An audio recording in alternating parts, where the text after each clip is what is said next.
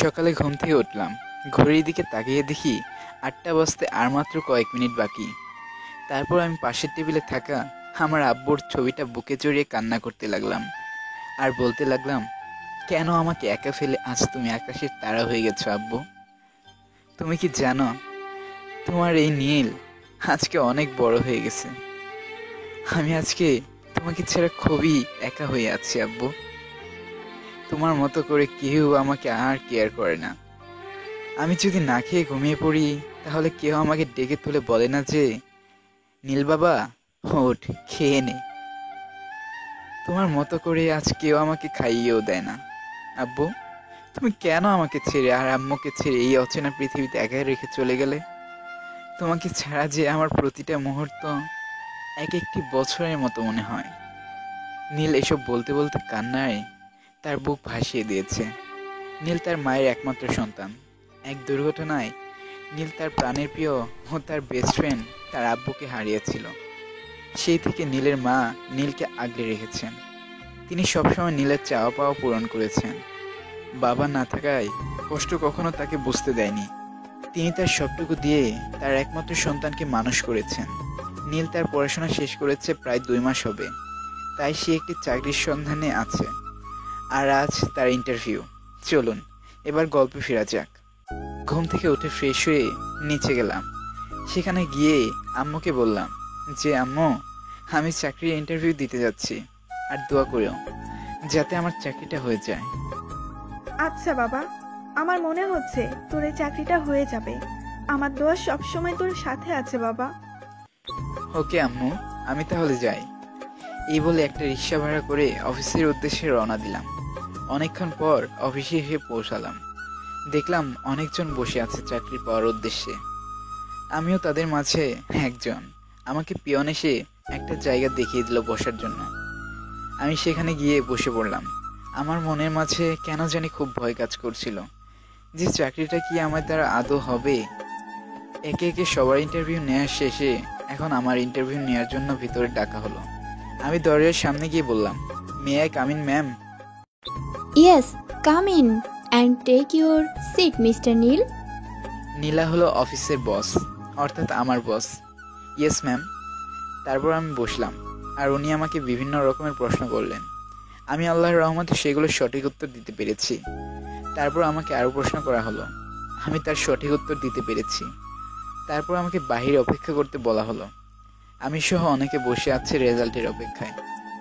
অবশেষে সেই চরম মুহূর্ত, রেজাল্ট প্রকাশ করা হলো। আমি সহ অনেকে সিলেক্ট হয়েছি। আমি তো রেজাল্ট পেয়ে অনেক খুশি। তারপর আমাকে আবার ডাকা হলো। ডেকে পাঠালেন নীলা ম্যাডাম। আমি বললাম, ম্যাম, আমি কি আসতে পারি? ও হ্যাঁ, মিস্টার নীল আসেন। তারপর নীল গিয়ে বসলো আর নীলা বলল, আপনি কি গাড়ি চালাতে পারেন?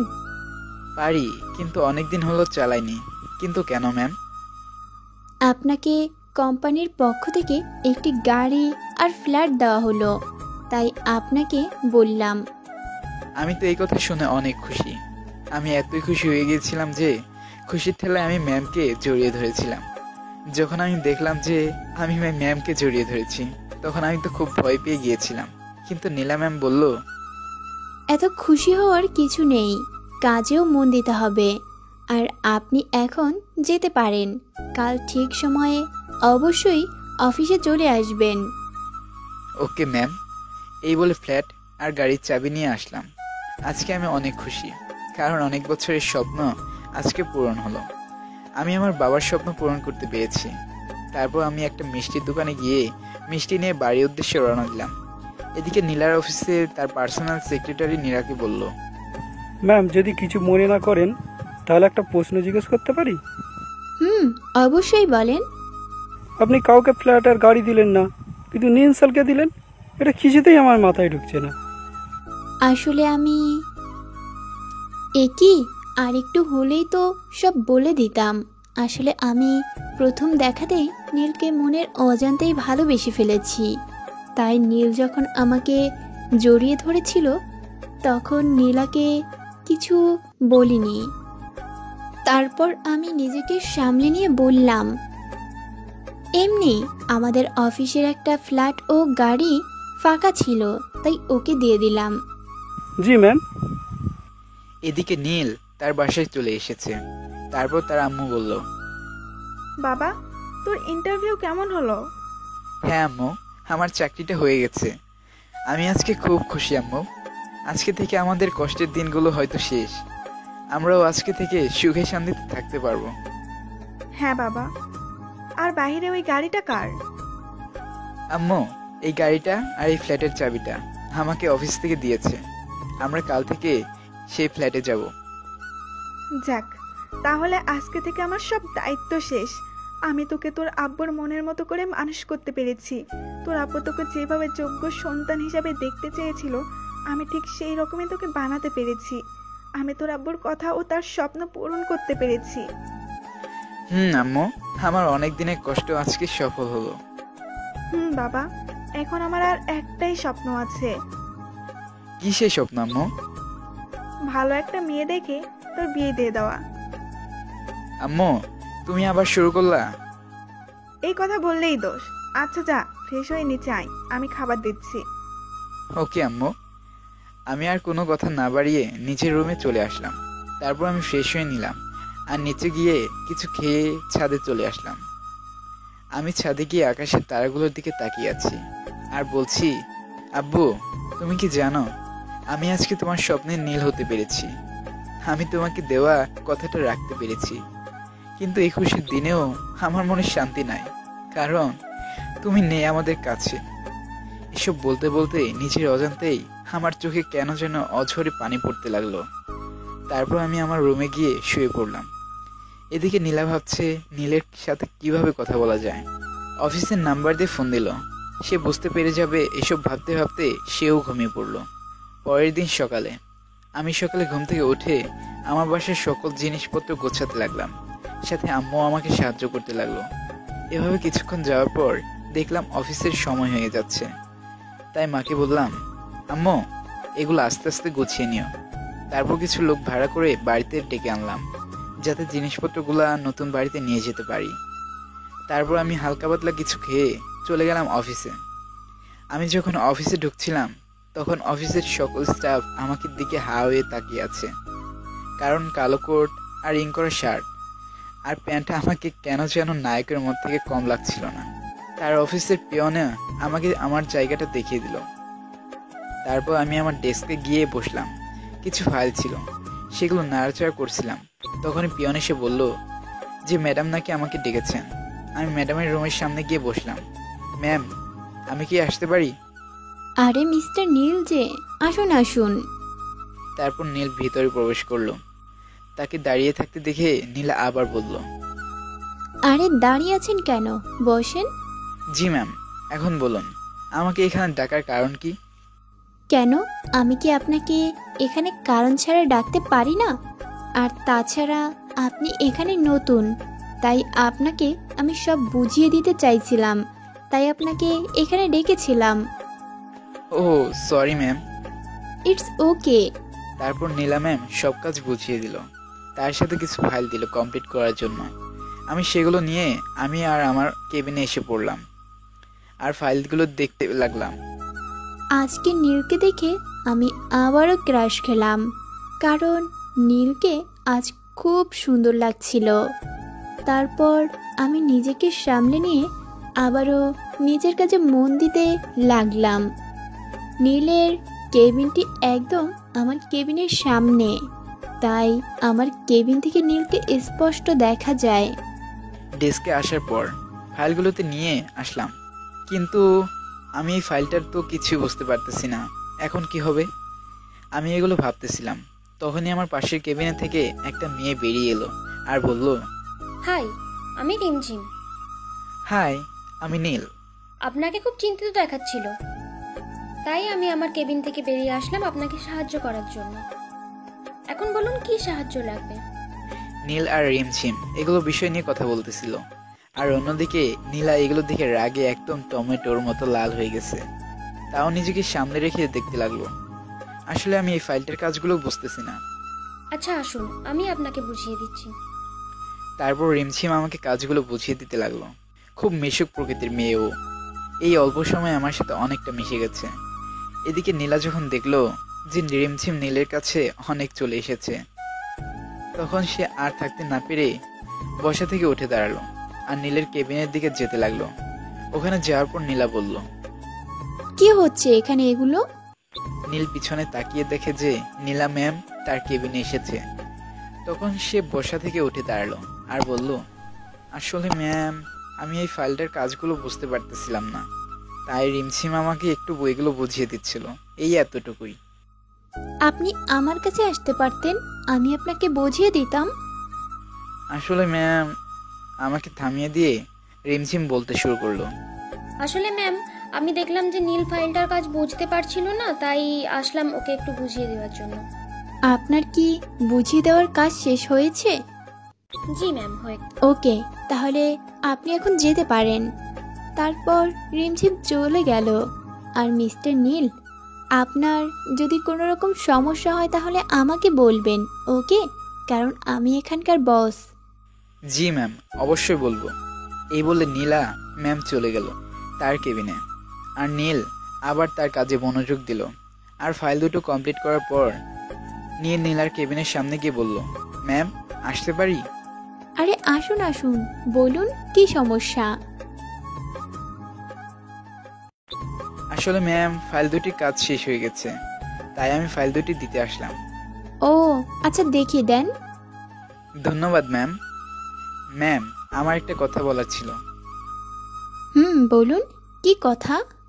আসলে ম্যাম, আমরা তো আজকে নতুন বাসায় যাচ্ছি, তাই ওখানে গিয়ে সবকিছু গোছাতে হবে। আর আমার আম্মু তো ওখানে একা, তাই বলছিলাম আপনি যদি আমাকে আজকে ছুটি দিতেন তাহলে আমার খুব ভালো হতো। এখনই যাবেন? জি ম্যাম, তাহলে খুব ভালো হতো। ওকে, তাহলে আপনি যেতে পারেন। আর হ্যাঁ, আমি অফিস শেষে আপনাদের ফ্ল্যাটে যাব। আপনি আমাদের ফ্ল্যাটে আসবেন।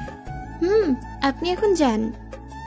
তারপর আমি আর কিছু না বলে নীলা ম্যামের কেবিন থেকে বেরিয়ে আসলাম। আর লোকগুলোকে বলে দিলাম যে সব জিনিসপত্র যেন ওখানে নিয়ে যায়। তারপর আমি অফিস থেকে বেরিয়ে গাড়িটা নিয়ে নতুন বাসার দিকে যেতে লাগলাম। আমি গিয়ে দেখি তারা আগেই এসে গেছে আর জিনিসপত্রগুলো নামাতে লাগলো। আমিও তাদের সাহায্য করতে লাগলাম। দীর্ঘ 3 ঘন্টা পর আমাদের সব কাজ শেষ হলো। তারপর আম্মু হালকা পাতলা কিছু রান্না করার জন্য কিচেনে গেল আর আমি ফ্রেশ হয়ে ওয়াশরুমে গেলাম। এদিকে অফিসে নীলা কিছুতেই কোনো কাজে মন বসাতে পারছে না। বারবার শুধু নীলের কথা মনে পড়ছে।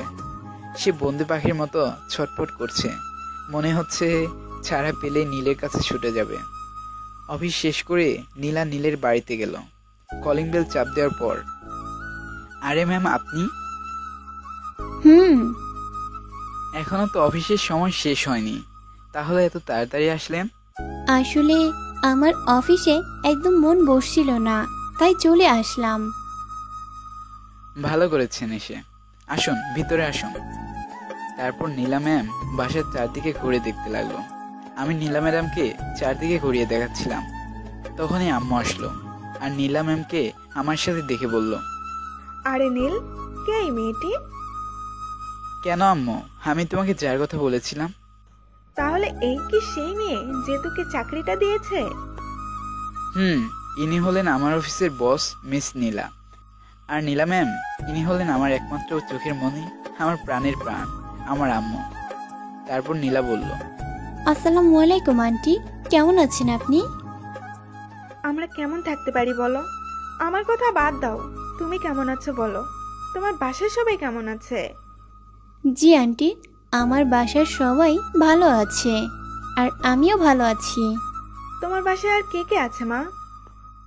আমি, আমার আব্বু আর আম্মু আর একটা ছোট বোন আছে। তোমাকে অনেক ধন্যবাদ মা, আমার নীলকে চাকরিটা দেওয়ার জন্য। আমি তোমার এই ঋণ কিভাবে শোধ করব জানি না। না আন্টি, কিছু করতে হবে না। আর তাছাড়া নীলের যোগ্যতায় চাকরিটা পেয়েছে, আর আমিও অনেক খুশি নীলের মতো একজন কর্মী পেয়ে।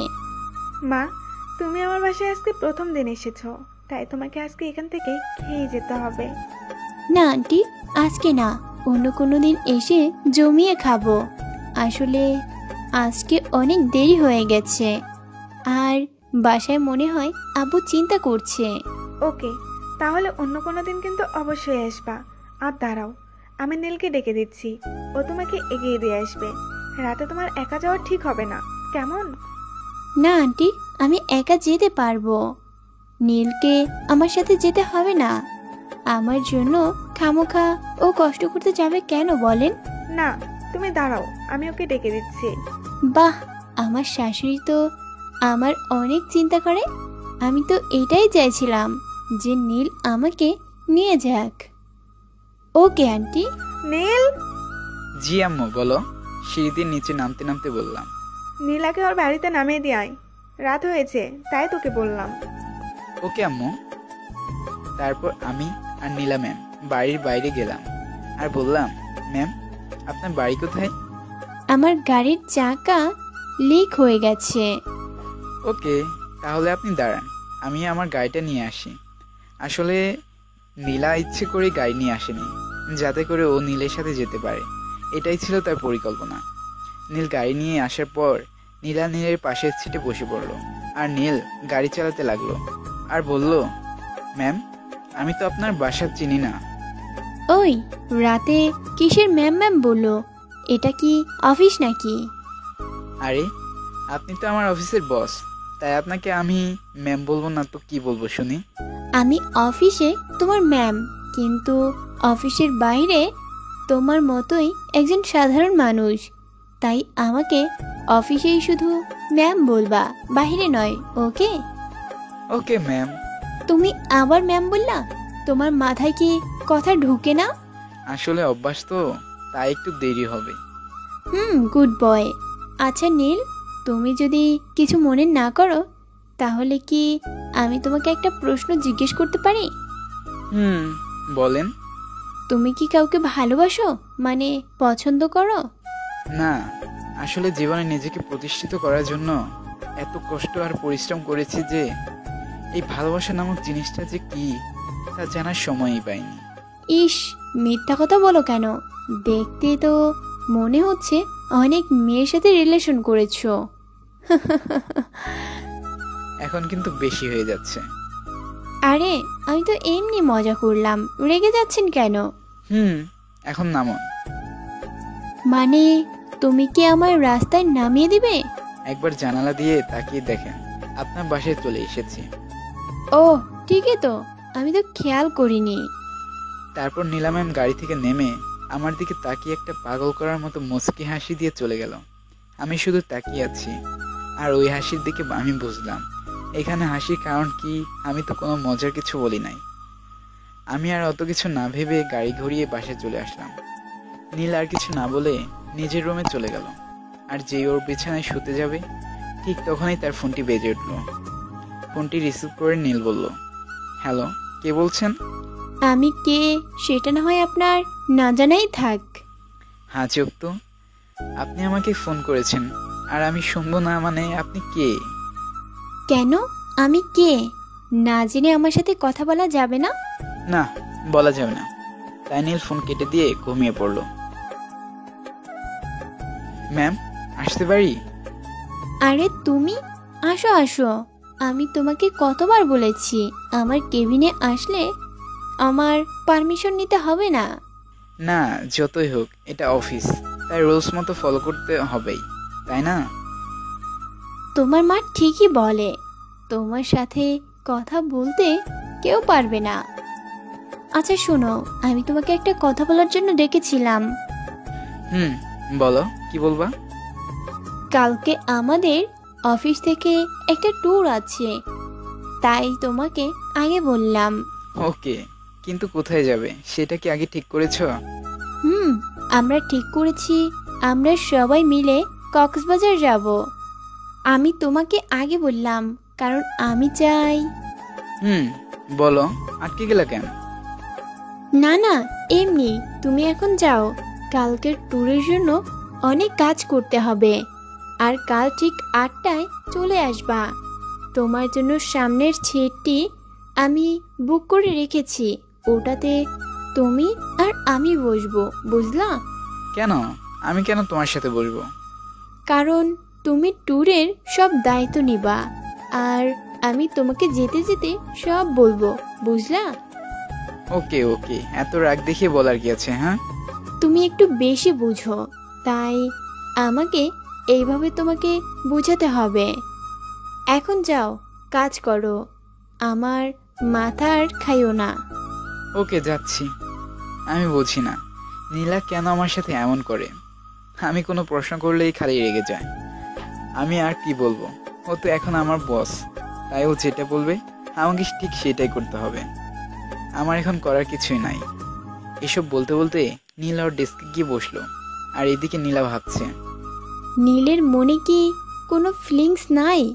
ও কি কিছুই বোঝে না যে আমি কেন ওর সাথে এমন করি? ও কি বোঝে না আমি কেন ওকে অন্য মেয়ের সাথে কথা বলতে দেই না? কোন দিন যে ও আমাকে ভালোবাসি কথাটা বলবে? না, আমি ওকে এই ট্যুরেই সব বলে দেব। আমি ওকে হারাতে চাই না। অফিস শেষ হওয়ার পর নীলের গাড়ির তেল শেষ হয়ে যায়, তাই সে রাস্তায় দাঁড়িয়েছিল। ঠিক তখনই নীলা গাড়ি নিয়ে নীলের সামনে এসে দাঁড়ালো। কি হয়েছে? তুমি রাস্তায় এভাবে দাঁড়িয়ে আছো কেন? আসলে গাড়ির তেল শেষ, তাই। তো আমার গাড়িতে বসো, আমি তোমাকে নামিয়ে দিয়ে আসি। না ম্যাম, আমি আপনাকে কষ্ট দিতে চাই না, আপনি যান। তোমাকে উঠতে বলছি, তুমি ওঠো। বেশি কথা বলো কেন? উঠছি, কি আর করব। উঠে পড়লাম ওর গাড়িতে। যদি না উঠি তাহলে তো আমার 14 গোষ্ঠী উদ্ধার করে ছাড়তো। যে মেয়ে, এটা কিছু বলাও যায় না। কখন যে কি করে বসে সেটা ও নিজেও বলতে পারে না। নীলা গাড়ি চালাচ্ছিল আর আমি চুপ করে বসে আছি। ওই চুপ করে বসে আছো যে? এমনিতেই কথা বলে মাথা নষ্ট করে দাও। তুমি কি বলবা, না আমি ঘুষি মেরে নাক ফাটিয়ে দেব? কোনটা করবা বলো? কথা বলবি কিনা বল। আমি কারো মাথা নষ্ট করতে চাই না, তাই চুপচাপ হয়ে বসে থাকা ভালো, বুঝেছেন? বুঝেছি, আমার কথায় রাগ করেছে। আসলে তখন অফিসে এমনিতেই ট্যুর নিয়ে চিন্তায় ছিলাম, আর তুমি যেই সেই প্রশ্ন করছিলা, তাই আমি তখন রেগে গিয়ে বলেছিলাম, প্লিজ রাগ করিও না। আর কিছু বলার আছে? নীল, আমাকে ক্ষমা করে দাও। আমি আর কখনো তোমার সাথে এমন করব না। আমার বাসা চলে এসেছে, গাড়িটা থামান, আমি নামবো। তারপর নীলা গাড়ি থামালো, আমি নেমে যেতে লাগলাম। আর তখনই নীলা আমাকে পিছন থেকে জড়িয়ে ধরলো। আমি তো রীতিমতো অবাক হয়ে গেলাম যে আমাকে ও কেন জড়িয়ে ধরেছে। আবার জড়িয়ে ধরে কান্না করতে লাগলো। আমি ওর কাছে থেকে নিজেকে ছাড়িয়ে নিয়ে ওকে আমার দিকে ঘোরালাম আর বললাম, আরে তুমি এগুলো কি করছো? তোমার কি মাথা ঠিক আছে? তুমি আমাকে ক্ষমা করে দাও প্লিজ। আমি তো বললাম যে আমি তখন ইচ্ছে করে বলিনি। আরে আমি তো তোমার সাথে মজা করেছিলাম, এতে কান্না করার কি আছে? কুত্তা, তুমি আমাকে খামোকা কাঁদালে। আমি কি বলছি কান্না করতে? কুত্তা। এখন যান, আর আমি ঠিক 8টায় পৌঁছে যাব। ওকে? ওকে, গুড নাইট। ওকে, গুড নাইট। এই বলে নীলা চলে গেল। আমি আর কিছু না বলে রুমে এসে ফ্রেশ হয়ে ঘুমিয়ে পড়লাম। কাল সকালে উঠে ঘড়ির দিকে তাকিয়ে দেখি 7টা বাজে। আমি উঠে ফ্রেশ হয়ে নিলাম আর কিছু খেয়ে নিলাম। তারপর চলে গেলাম অফিসে।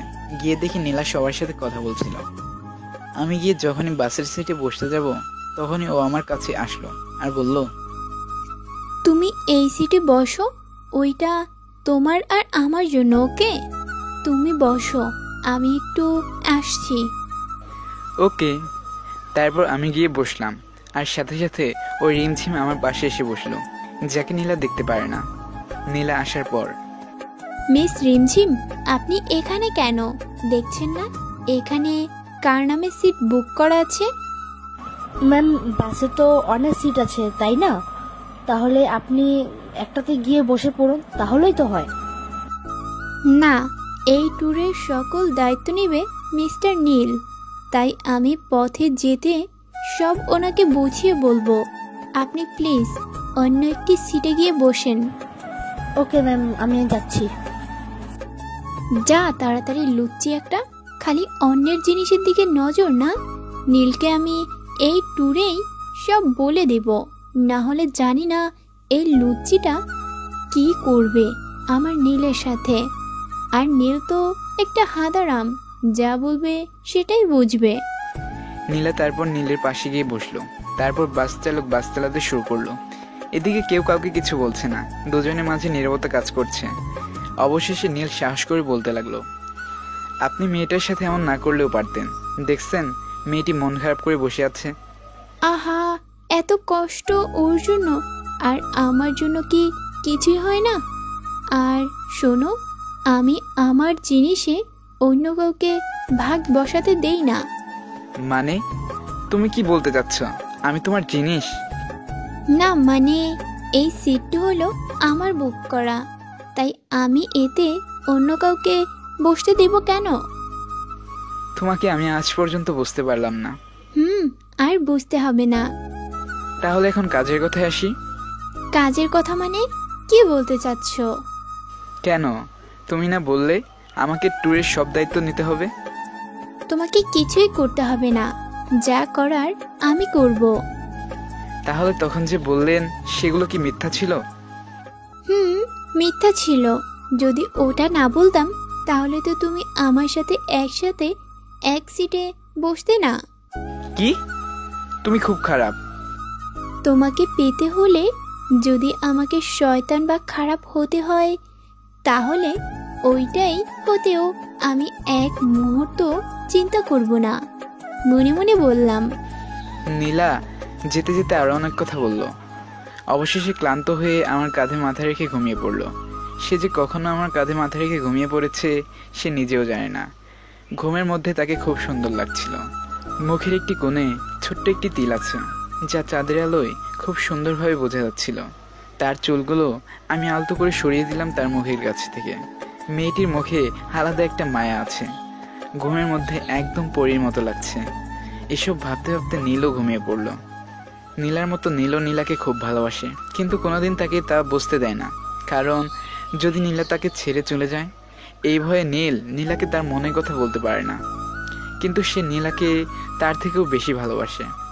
পরের দিন সকালে, এই যে উঠুন, আর কত ঘুমাবেন? আম্মু, আর একটু ঘুমাতে দাও না। নীলা আমাকে ওর আম্মু মনে করে বলল, হই আমি তোমার আম্মু না, উঠুন বলছি। না, আর একটু পর। এই উঠুন। নীলা এইবার উঠল আর চারদিকে তাকিয়ে দেখলো যে সবাই তার দিকে তাকিয়ে আছে। সে তারপর নীলকে বলতে লাগলো, কি হয়েছে নীল? সবাই আমার আর তোমার দিকে এইভাবে তাকিয়ে আছে কেন? আপনি আমাকে জড়িয়ে ধরে আছেন এই জন্য। এখন ছাড়ুন আমাকে। কি? এই বলে নীলা যখন দেখলো যে ও এতক্ষণ আমাকে জড়িয়ে ধরেছিল, তখন সাথে সাথে আমাকে ছেড়ে দিল আর টমেটোর মতো লাল হয়ে গেল লজ্জার কারণে। তারপর সবাই একে একে বাস থেকে নিচে নামলো। তারপর নীলা সবাইকে একটি হোটেলে নিয়ে গেল আর সবাইকে একটি করে রুম দেওয়া হলো থাকার জন্য। আমার আর নীলার রুমটা পাশাপাশি ছিল। আমি বলছি না নীলা কি আমাকে ভালোবাসে এই জন্য আমার এত কেয়ার করে, না আমি ওনার অফিসের স্টাফ এই জন্য। কিন্তু নীলা তো শুধু আমার সাথে এমন করে, তাহলে কি নীলা আমাকে ভালোবাসে? না না, আমি এসব কি ভাবছি। আমি যখনই আমার রুমে ঢুকতে যাব তখনই নীলা বলল, এই যে শুনুন। বলো, কি বলবা? আসলে আমি খুবই দুঃখিত, তোমাকে তখন জড়িয়ে ধরেছিলাম এই জন্য। আরে এতে সরি বলার কি আছে? আসলে আমি যখন ঘুমাই তখন আমি কি করি নিজেও জানি না। আরে না, এখানে মনে করে কি আছে? তাছাড়া তুমি তখন ঘুমিয়েছিলা, এতে তোমার কোনো দোষ নাই। তুমি তো জানোই না আমি এইটা ইচ্ছে করেই করছি, আর তোমাকে আমি ভালোবাসি, তাহলে জড়িয়ে ধরতেই পারি। কথাটা মনে মনে বললাম। কিছু বললেন? না না, কিছু না। আচ্ছা, অনেক জার্নি করেছো, এখন রেস্ট নাও, পরে কথা বলবো। ওকে ওকে। এই বলে আমিও রুমে গেলাম আর ফ্রেশ হয়ে চারদিকটা ঘুরে দেখছিলাম। ঠিক তখনই নীলার চিৎকারের আওয়াজ পেলাম। আমি দৌড়ে ওর রুমে গিয়ে দেখি নীলা খাটের উপর চড়ে বসে আছে। আমি গিয়ে বললাম, কি হয়েছে, এভাবে চিল্লিয়ে ওঠার কারণ কি? আমি বাথরুমে গিয়ে দেখি একটা বড় তেলাপোকা আমার দিকে দৌড়ে আসছিল। সেইটা দেখে আমি এক দৌড়ে এখানে এসেছি। উফ, তাই বলে কি কেউ এইভাবে চিল্লায়? তারপর আমি বললাম যে, দেখো তোমার পিছনে তেলাপোকা, একটু মজা করার জন্য বললাম। তখনই নীলা তেলাপোকা বলে একটা চিৎকার দিয়ে আমাকে জড়িয়ে ধরলো, আর আমি তার ভার সামলাতে না পেরে বিছানার উপর পড়ে যায়। নীলা এখন আমার একদম কাছে। আমি তাকিয়ে দেখি নীলার ঠোঁটগুলো কাঁপছে। আমার বুঝতে বাকি হলো না যে কি হতে চলেছে, তাই আমি নীলাকে ধাক্কা মেরে বিছানায় একপাশে সরিয়ে দিলাম। তারপর নীলা আমাকে তার কাছে টেনে এনে তার ঠোঁটের সাথে আমার ঠোঁট এক করে দিল।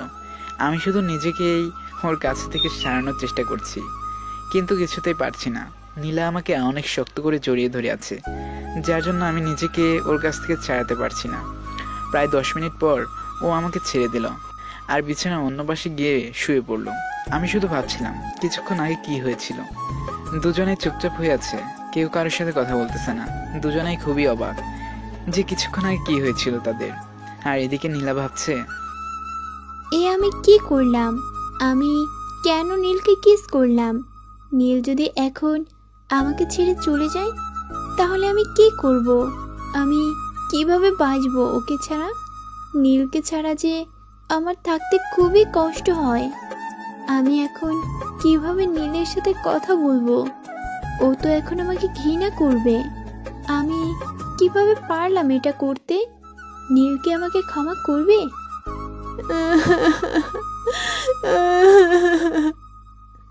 বিভিন্ন প্রশ্ন এসে ঘিরে ধরেছে নীলাকে। এদিকে নীল ভাবছে, নীলা আমাকে কেন কিস করলো? ও তো আমাকে ভালোই বাসে না। যদি ভালোই না বাসতো তাহলে কিস করলো কেন? তবে কি নীলাও আমাকে ভালোবাসে? যদি ও আমাকে ভালোবাসে তাহলে আমাকে বললো না কেন? আর ও যদি আমাকে ভালোবাসে তাহলে তো আর আমাকে এইভাবে কিস করতো না। আর এদিকে নীলা তার হঠাৎ করে এই আচরণের জন্য খুবই দুঃখিত। সে এখন নিজেকে অপরাধী ভাবছে। এগুলো ভেবে অবশেষে সে চোখের পানি আর আটকে রাখতে পারলো না। সে জোরে জোরে কান্না করতে লাগলো। তার কান্না করা দেখে নীল বলল, আরে তুমি কান্না করছো কেন?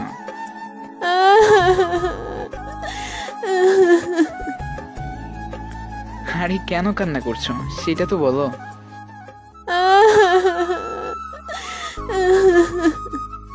কি হলো বলবেন? কেন কান্না করছেন? আমি তোমাকে কিস করেছি এই জন্য।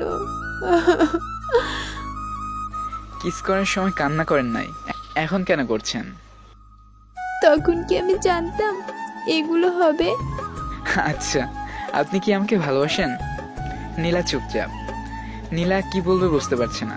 কি হলো বলেন? দেখো, যদি সময় থাকতে নিজের প্রিয়জনকে হারাতে না চাও তাহলে আমাকে এখনই তোমার মনের কথাটা বলে দাও। কারণ সকলের কষ্ট সহ্য হলেও প্রিয়জনের দেওয়া কষ্ট কখনো সহ্য হবে না।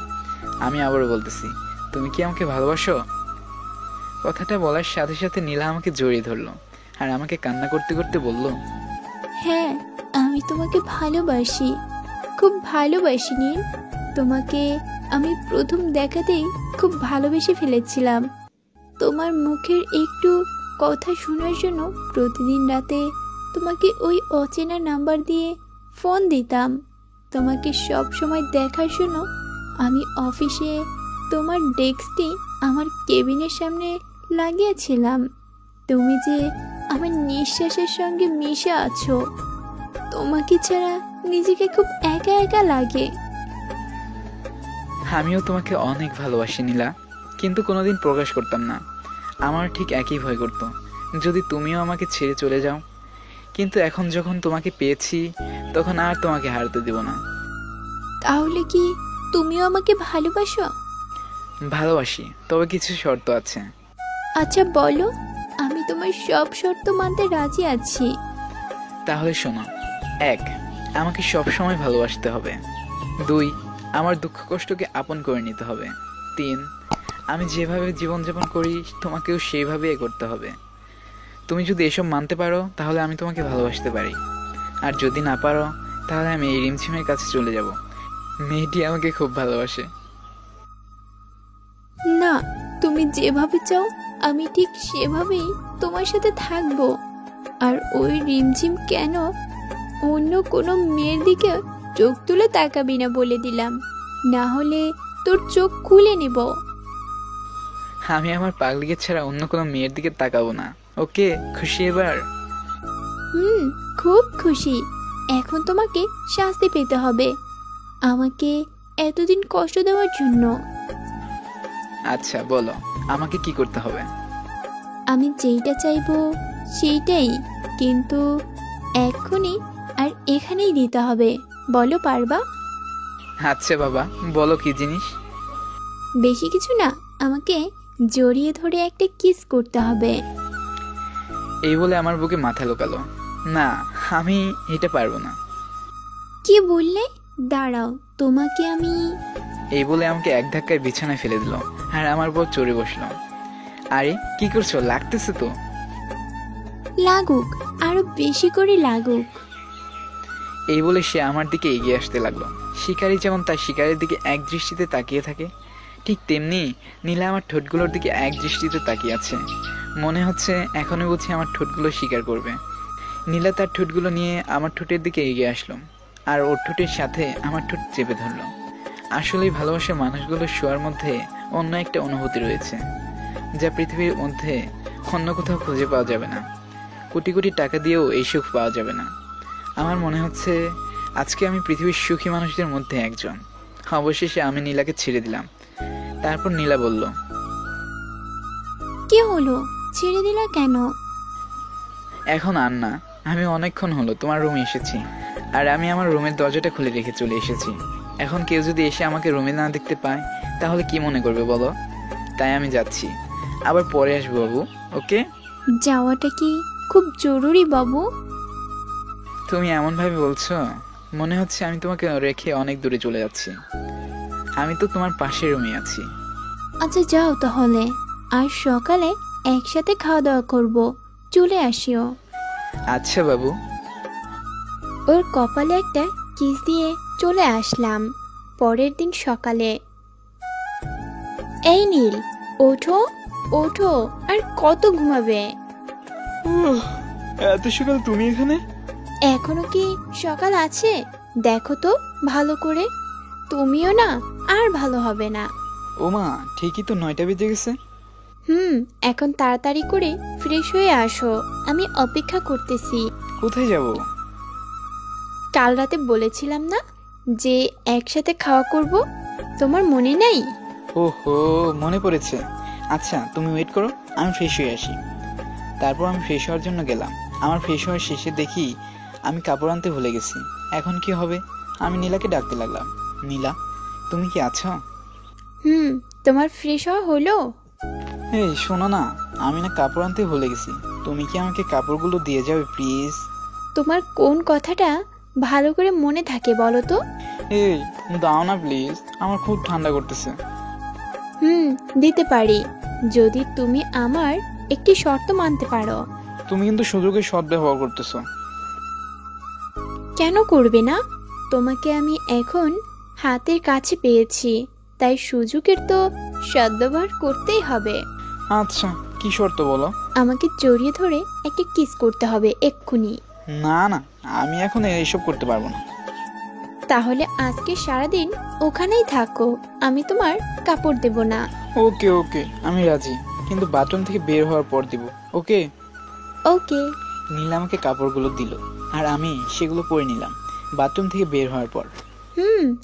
এখন আমাকে আমার কিস দাও। এই তোমার কি ইচ্ছা আর কোনো কাজ নাই? না নেই, এখন তুমি কি দিবা? এই কথা বলার পর নীলা আমার দিকে এগিয়ে আসতে লাগলো আর আমার কাছে এসে তার দুহাত আমার কাঁধের উপর রাখলো আর আমার দিকে এক নজর তাকিয়ে আছে। আমিও তার চোখের দিকে তাকিয়ে আছি। মনে হয় নীলা আমাকে কিছু বলতে যাচ্ছে। মনে হয় কেউ যেন সময়টাকে আটকে রেখেছে। আমি তাকিয়ে দেখি নীলার গোলাপি ঠোঁট দুটি কাঁপছে, হয়তো ভালোবাসার ছোঁয়ার পাওয়ার জন্য। আমি আর কিছু না ভেবে তার ঠোঁটের সাথে আমার ঠোঁট এক করে দিলাম। এভাবে কিছুক্ষণ চলতে লাগলো। কিছুক্ষণ পর আমি নীলাকে ছেড়ে দিলাম। কুত্তা শয়তান, এতক্ষণ ধরে তো বলছিলাম, তখন বললি না পারবো না, আবার এখন নিজে কিস করলি। যদি জানতাম আগে তাহলে তোমাকে বলতে হতো না। চুপ কর শয়তান, আর একটাও কথা বলবি না। আমরা কথা বলছিলাম, এমন সময় রিমঝিম এসে হাজির। আমরা তো তাকে দেখে ভয় পেয়ে গেছিলাম, আর একটু আগে আসলে তো মান সম্মান সব নষ্ট হয়ে যেত। আরে তুমি এখানে হঠাৎ? আমি তো তোমাকে খাওয়ার জন্য ডাকতে আসছিলাম, কিন্তু ম্যাম আপনি এখানে কেন? আসলে আমিও ওকে ডাকতে এসেছিলাম। ও আচ্ছা। আরে নীল, তোমার ঠোঁটে লিপস্টিক, কোথা থেকে এলো? এই যা, সব ফাঁস হয়ে গেল। সবই নীলার দোষ। সকাল সকাল লিপস্টিক কে লাগাতে বলেছিল? আর ওই রিমঝিমের তো দেখছি ইগলের থেকেও ভালো চোখ। না, আসলে ঠোঁটটা একটু কেটে গেছে। না, আমার মনে হচ্ছে এটা লিপস্টিক। আরে না, তোমরা হয়তো কোথাও ভুল হচ্ছে। হয়তো। আচ্ছা, আমি যাচ্ছি, তুমি এসো। আর ম্যাম, আপনাকেও সবাই ডাকছে। ওকে, তুমি যাও, আমি আর নীল যাচ্ছি। Okay ma'am. এই বলে রিমঝিম চলে গেল। তারপর আমি নীলাকে বলতে লাগলাম, ওই, তোমাকে সকাল সকাল লিপস্টিক লাগাতে কি বলেছিল কে? হ্যাঁ, বারে, আমি আমার বাবুটার জন্য কি একটু সাজবো না? তা কি করে হয় বলো? আচ্ছা, তোমার ঠোঁটে লিপস্টিক আগে আছে, সেটা তুমি আমাকে আগে কেন বলো নাই? এখানে আমার কি দোষ? আমি কি ওকে এখানে আসতে বলেছিলাম? এখন রিমঝিম যে কি মনে করবে। কি আর মনে করবে, আমি তোমাকে কিস করেছি, এটাই। এক না একদিন তো সবাই জানবেই। রিমঝিম না হয় একটু আগেই জানলো, তাতে সমস্যা কোথায় বলো? আচ্ছা, আমি যাচ্ছি, তুমিও তাড়াতাড়ি আসো, ওকে? আচ্ছা, তুমি যাও, আমি এই লিপস্টিক উঠিয়ে যাচ্ছি। ওকে বাবু, আমি যাচ্ছি। ঠিক আছে মিস নীলা, আমি ওর প্রতিশোধ সুদে আসলে নিব। কিছুক্ষণ পর আমি খাবার টেবিলে গেলাম। গিয়ে দেখি নীলা এখনো আসে নাই। তাই আমি সহ সবাই নীলার জন্য অপেক্ষা করছিলাম, কিন্তু নীলার তো আসার কোনো নামই নাই। আর ওই রিমঝিম সোজা এসে ঠাস করে আমার পাশে এসে বসলো। কিছুক্ষণ পর নীলা আসলো আর আমার সামনের চেয়ারে বসলো। ও আমাকে ইশারে বলতেছে রিমঝিমের কাছে থেকে উঠে গিয়ে ওর পাশে বসি। শালা, এই দুই মেয়েরা মাঝে আমি একাবো একজন মানুষ ফেসে গেছে। এরা দুজন দুজনকে কেন দেখতে পারে না? কি আর করার, নীলার পাশে গিয়ে বসলাম। সবাই খাওয়া ছেড়ে আমার দিকে তাকিয়ে আছে, মনে হচ্ছে আমি কোনো ভূত। খাওয়া শেষ করে আমরা সবাই ঠিক করলাম কক্সবাজার সমুদ্র সৈকতে ঘুরতে যাব। আমি আমার রুমে বসে অপেক্ষা করছিলাম, তখন নীলা এলো আর বলল, ওই শোনো, রিমঝিমের কাছ থেকে একদম দূরে দূরে থাকবা, ওর ধারে কাছেও যাবি না, সব সময় আমার কাছে থাকবি। আচ্ছা বাবা, এখানে প্রেম করা 24 ঘন্টাও হয়নি, তাতেই এত শাসন? করব, কারণ তুই একটা লুচ্চা। আর তুমি তো ভালো, তাই না? এটা বলার পর নীলা যা করলো, নীলা আমার শার্টের কলার ধরে ধরে বলল, ওই, তুই কি বললি? আমি খারাপ? তুই আমার কি খারাপ দেখছিস বলতো? আরে এত সিরিয়াসলি কেন নিচ্ছ? আমি তো মজা করছিলাম। এটা বলার পর নীলা আমাকে ছেড়ে দিল। আমি বিছানায় বসে পড়লাম। নীলা, আজকে একটা কথা বলবো? বলো। আমি তোমাকে পেয়ে অনেক খুশি, জানো? যখন তোমাকে দেখতাম তখন আমার খুব কষ্ট হতো। কেন? কারণ তুমি আমার অনেক কাছে ছিলা, কিন্তু আমি তোমাকে আমার নিজের মনের কথাটা বলতে পারতাম না। এই জন্য আমি মাঝে মাঝে অনেক কান্না করতাম। এই তো, আমি তোমার কাছে, কেন কান্না করতেছো? আমাকে কোনোদিন ছেড়ে যাবা না তো? আরে পাগল, তুমি কান্না করছো কেন? আমি তো তোমার কাছেই আছি, আর তুমি চাইলেও আমি তোমাকে ছেড়ে যাব না। সত্যি বলছো তো? পাগল আমার। ওই, তুমি কেন কান্না করতেছো? তুমি তো আমাকে কাঁদাইলা, আমি কি ইচ্ছে করে কেঁদেছি? জানো না, তোমার চোখের পানি আমি সহ্য করতে পারি না, তাও কেন কান্না করতেছো? তাহলে তোমার চোখের পানি বুঝি আমার সহ্য হয়? ওকে, আমি আর কাঁদবো না। আচ্ছা চলো না, এখানে একটা সুন্দর পার্ক আছে, চলো না ওখানে যাই। এখনই যাবা? চলো না প্লিজ। কেন, বিকেলে তো সমুদ্র সৈকতে যাবো। তুমি যাবা কিনা বলো? সবসময় রাগ দেখানোর কি আছে? চলো, যাচ্ছি। তারপর আমি আর নীলা গেলাম পাশে একটা পার্কে। পার্কটি ছিল একদম ফাঁকা। আমি আর নীলা একটি নিরিবিলি জায়গায় গিয়ে বসলাম। তারপর, নীল, আমি কি তোমার কোলে মাথা রাখতে পারি? আমি তো জানতাম ছেলেরা মেয়েদের কোলে মাথা রাখে, কিন্তু তুমি তো উল্টো। সব সময় কি ছেলেরাই মাথা রাখবে? কেন, আমাদের কি মাথা নাই? আরে আমি সেটা বলছি। আচ্ছা আসো, আমার কোলে মাথা রাখো। তারপর নীলা আমার কোলে মাথা রাখলো। আমি তার মাথায় হাত বুলিয়ে দিচ্ছি। আচ্ছা, তুমি কি আমাকে বিয়ের পর আমাকে এইভাবেই ভালোবাসবা? না, বাসবো না। কি বললি? আমি তোমাকে বিয়ের পর আরো বেশি ভালোবাসবো। আচ্ছা নীল, ওইটা ওখানে কি নড়তেছে? আমি তাকিয়ে দেখলাম পাশে একটা ঝোপঝোড় নড়তেছে। ঠিকই তো, চলো দেখি তো কি হয়েছে। তারপর আমি আর নীলা পিছন দিক দিয়ে গিয়ে দেখি তো অবাক, আমাদের অফিসের কয়েকজন স্টাফ এখানে লুকিয়ে আছে, সাথে রিমঝিমও আছে। তারপর নীলা বলল, আপনারা এখানে কি করতেছেন? আমরা তো এখানে একটু ঘুরতে এসেছিলাম, এসে দেখি আপনারা এখানে আছেন। আমাকে বলার প্রয়োজন মনে করেননি? আসলে ভাবলাম আপনি বললে যেতে দেবেন না, তাই না বলেই চলে আসলাম। ম্যাম, আপনি নীলকে ভালোবাসেন? হ্যাঁ, ভালোবাসি। আর নীলও আমাকে ভালোবাসে। কেন, আপনার কোনো সমস্যা আছে? আর আপনারা লুকিয়ে লুকিয়ে আমাদের কথা কেন শুনতেছিলেন? না ম্যাম, আসলে আমরা ওদের থামিয়ে দিয়ে নীলা বলতে শুরু করলো। একদম চুপ করেন, আর একটাও কথা বলবেন না। আরে নীলা, কি করছো? ওরা তো এটা ইচ্ছে করে করে না। তাই বলে কি এটা লুকিয়ে লুকিয়ে আমাদের কথা শুনবে? আহা, ওরা তো তেমন কিছু শোনেনি, তুমি এইসব ভেবে এত রিয়েক্ট করছো কেন? একটাও কথা বলবা না। তুমি আমাকে থাপ্পড় মারলা? আসলে আমি ওকে থামিয়ে দিয়ে বললাম, তোমার এত রাগ, থাকো তুমি তোমার রাগ নিয়ে, আমি গেলাম। আমি চলে আসলাম ওখান থেকে। নীলা আমাকে থাপ্পড়টা মারলো কিভাবে, তাও সামান্য একটা কথা নেই। আমি আমার রুমে চলে আসলাম, এসে আমার সব জিনিসপত্র গুছিয়ে নিলাম। তুমি কোথায় যাচ্ছ? বাসায় যাচ্ছি। কেন? আমি ইচ্ছে করে করিনি। আমি রাগের মাথায় কি করি আমি নিজেও জানি না। তাই বলে কি থাপ্পড় মারবা? প্লিজ আমাকে ক্ষমা করে দাও। ওর কান্না দেখে আমি নিজেকে আটকে রাখতে পারলাম না, ওকে জড়িয়ে ধরলাম। আরে এতে কান্না করার কি আছে? তোমার খালি এই একটাই অস্ত্র, চোখের পানি। এটা দিয়ে তুমি আমাকে সবসময় মানিয়ে নাও। ওই, একদম বাজে কথা বলবা না, না হলে আরো একটা গালে বসিয়ে দেব। তাহলে এবার সত্যি চলে যাবো, এই বলে দিলাম। ইস, আমি তোমাকে যেতে দিলে তো যাবে। ওকে, কিন্তু তুমি এখন গিয়ে ওদের কাছে ক্ষমা চেয়ে নিবা, চলো। কিন্তু ওকে থামিয়ে দিয়ে আমি বললাম, কোনো কিন্তু নয়, চলো এক্ষুনি চলো। তারপর নীলা সকলের কাছে ক্ষমা চেয়ে নিল। কিছুক্ষণের মধ্যে সবার রেডি হওয়া শেষ, কিন্তু নীলার আসার কোনো নামই নাই। 5 মিনিট পর নীলা সিঁড়ি দিয়ে নিচে নামতেছে। আমি তাকে দেখে আবারও ক্রাশ ছিলাম। অপূর্ব সুন্দর লাগছিল তাকে, যে কেউই তাকে দেখে প্রেমে না পড়ে থাকতে পারবে না। চোখে কাজল, মুখে হালকা মেকআপ, আর নীল শাড়িতে তাকে কোনো পরি থেকে কম লাগছে না।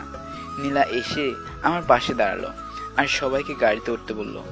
কিছুক্ষণের মধ্যে আমরা কক্সবাজার সমুদ্র সৈকতে পৌঁছে গেলাম, কারণ এটি ছিল আমাদের হোটেলে একদম কাছে। তাই ওখানে যাওয়ার পর সবাই যে যার মতো ঘুরতে লাগছে।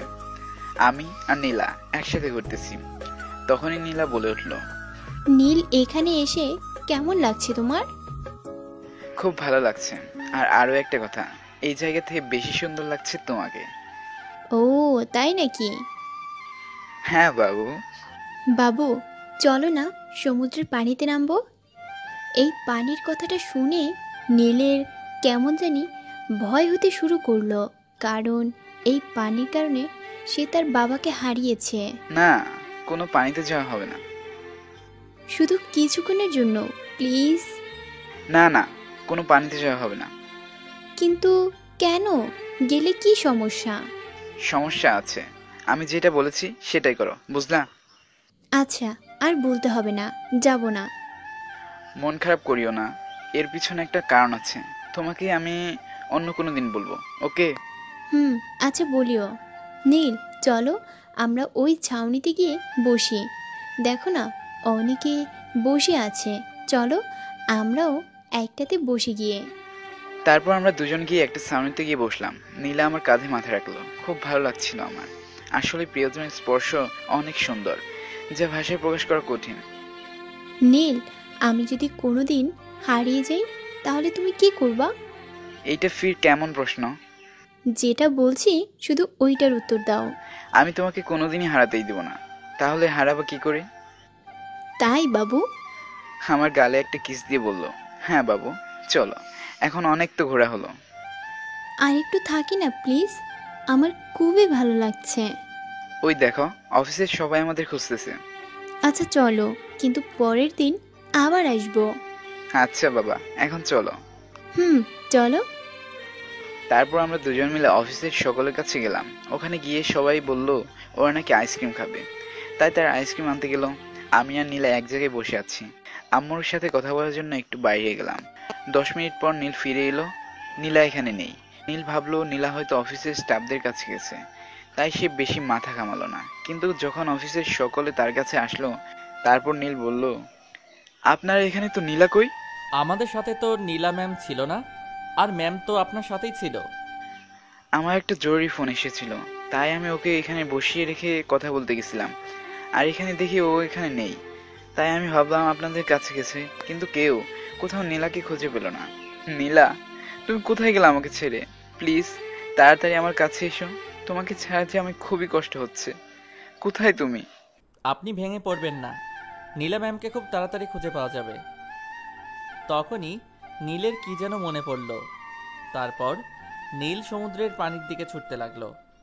তখনই সেখানকার এক লাইফ গার্ড বয় এসে নীলকে আটকালো। তারপর নীল বলল, আমাকে প্লিজ যেতে দিন। নীলা হয়তো পানিতে আছে, কারণ ও আমাকে বলেছিল যে ও পানিতে নামবে, কিন্তু আমি মানা করে দিছি। আমাকে প্লিজ যেতে দিন। আমরা আপনাকে জেনে শুনে মৃত্যুর মুখে ঠেলে দিতে পারি না। আর পানিতে এখন স্রোত। আপনি চুপ করেন। একটি মেয়ে পানিতে গেল আর আপনারা কেউ তাকে আটকালেন না। এখন আমাকে আটকাতে এসেছেন। যান এখান থেকে। আমার নীলাকে আমি একাই খুঁজবো। আপনি কিভাবে এত নিশ্চিত হচ্ছেন যে উনি পানিতে গিয়েছিলেন? আপনারা কিছু করবেন না আমি কিছু করব? না, আপনাকে কিছু করতে হবে না, যা করার আমরা করব। তারপর সকল লাইফগার্ড বয় একসাথে হয়ে নীলাকে খুঁজতে লাগলো। অনেকক্ষণ ধরে খোঁজার পর একজন লাইফগার্ড বয় নীলাকে খুঁজে পায়। তারপর নীলাকে নীলের কাছে আনা হলো। নীলার কোনো জ্ঞান নেই, বেঁচে আছে না মারা গেছে তাও বুঝতে পারছি না। নীলার এই অবস্থা দেখে আমি কিছুতেই নিজেকে সামলাতে পারছি না।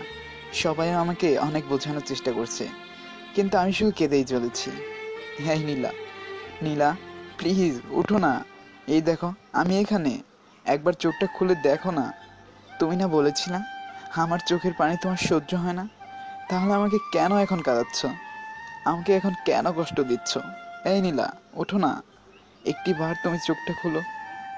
আপনি প্লিজ নিজেকে সামলান, ওনার কিছু হবে না।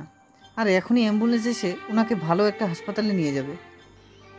আপনারা চুপ করেন, কেউ কোনো কথা বলবেন না। নীলার এই অবস্থার জন্য আপনারাই দায়ী। আপনারা যদি নীলাকে পানিতে যাওয়া থেকে আটকাতেন, তাহলে আজকে নীলার এই অবস্থা হতো না।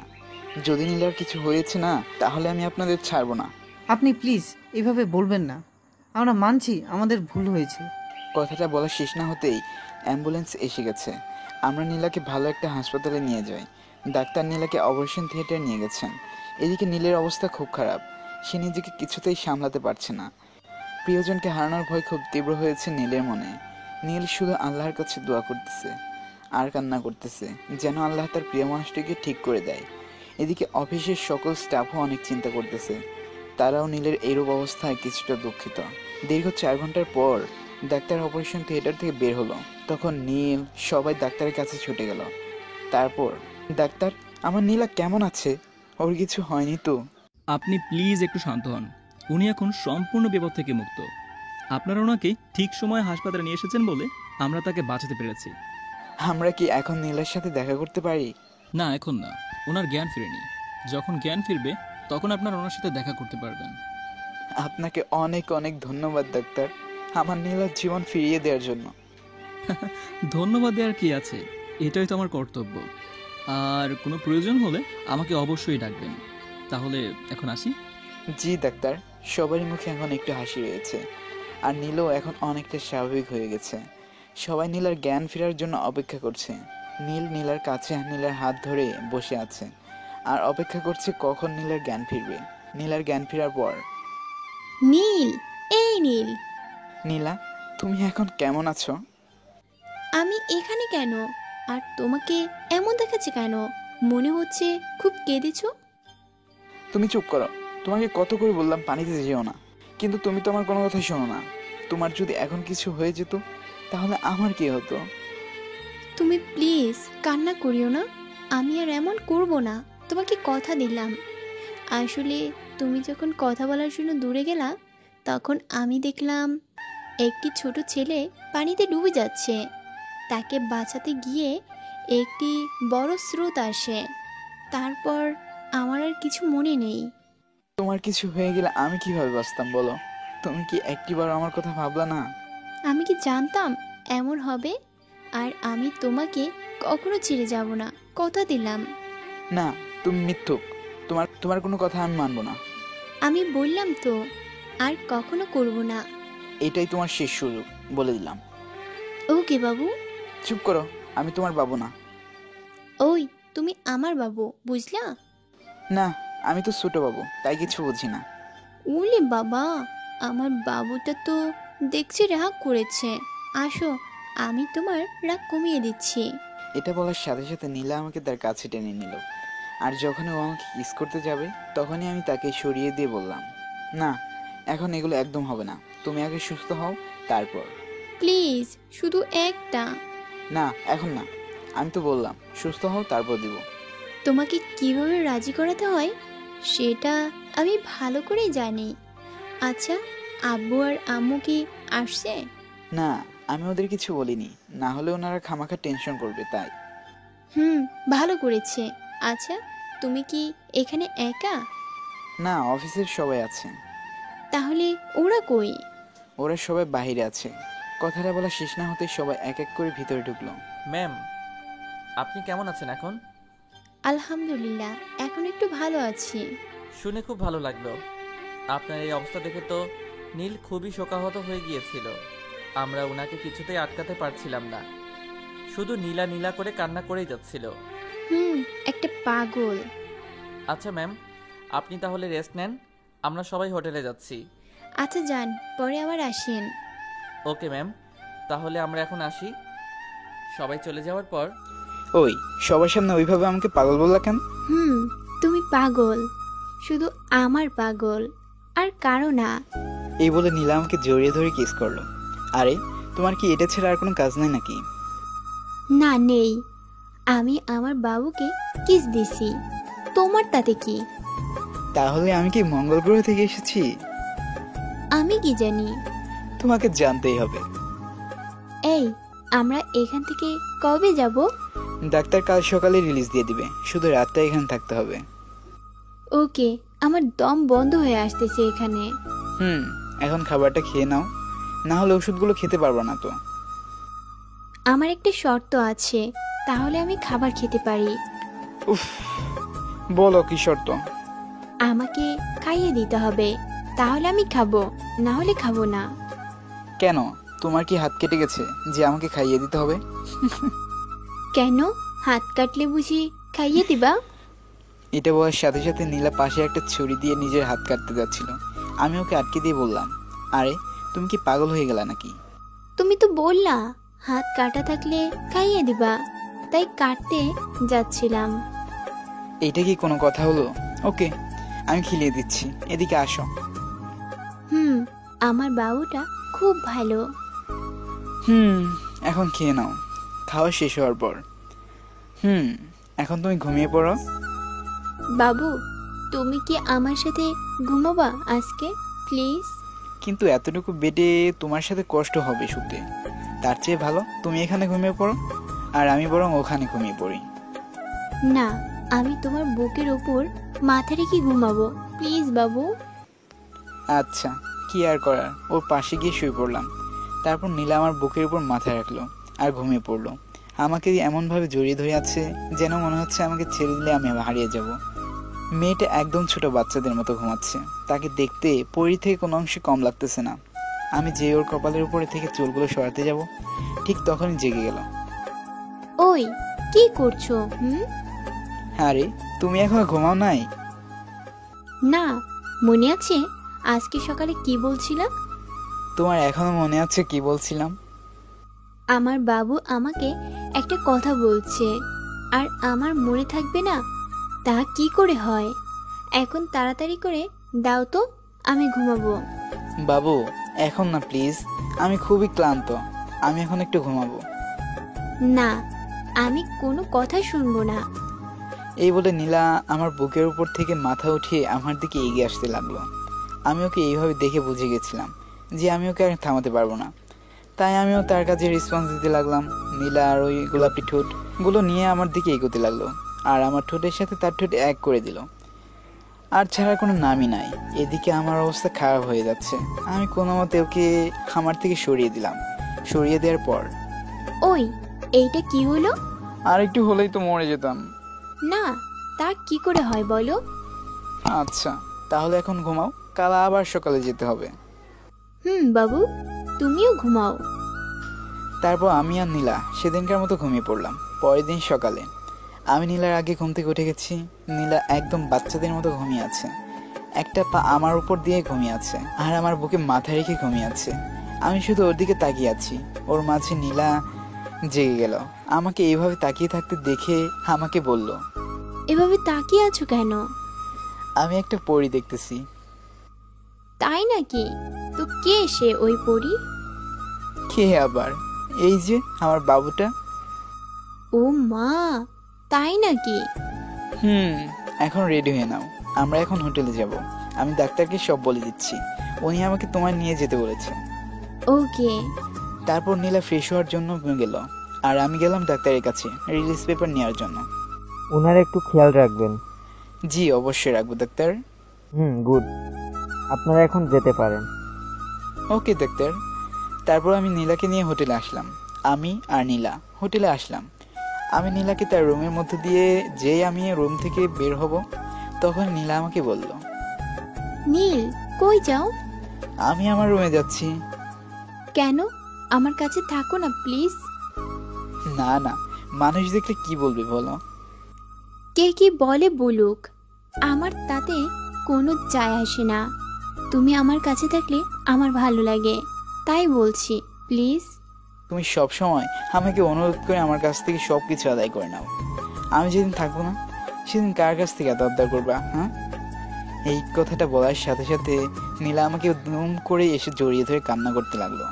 আর কোনোদিন এই কথাটা বলবে না।